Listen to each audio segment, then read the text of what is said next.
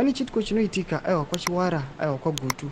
Vanhu vazhinji vakachiona kuti Advocate Nelson Chamisa aiwa paweekend vakanga vachichema aiwa angu vavo vanozikanwa nevanhu vanonzi Chimunorwa Chamisa vakanga ari kwachidya makuni village. Vanhu vese vakaona mavidhio Nelson Chamisa aiwa akaunganirwa nevanhu, vanhu zvavanyatso kubuda pachena vakaona kuti aiwa this leader anodiwa nevanhu. Sana peta mashoko anobuda nyogwa panapa tiona aiwa Nelson Chamisa achidzoka zvekare mugame.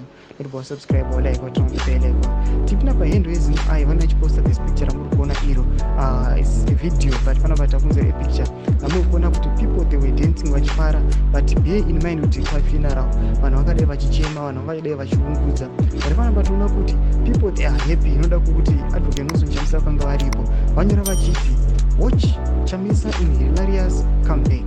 Panapa tikuona kuti matents aripo, vanhu vatikuona kuti Nelson Chamisa is addressing the funeral his uncle. Vatikuona kuti vanhu vanotozomira zvememorial service wakutomboita zvekutomboteerera the politician Advocate Nelson Chamisa. Chatoona kuti aiwa vanhu vanonyatsokuziva chokwadi ende advocate wavo vanomuda. Mashoko anobuda achinyogwa nevakomana vachiti aiwa this is his return, this is his comeback, achidzoka zvakanyanyisa. Chipotisa mafungo enyu moti kudii pamusoro pechitiko ichi. Ina comment section yedu, subscribe or like,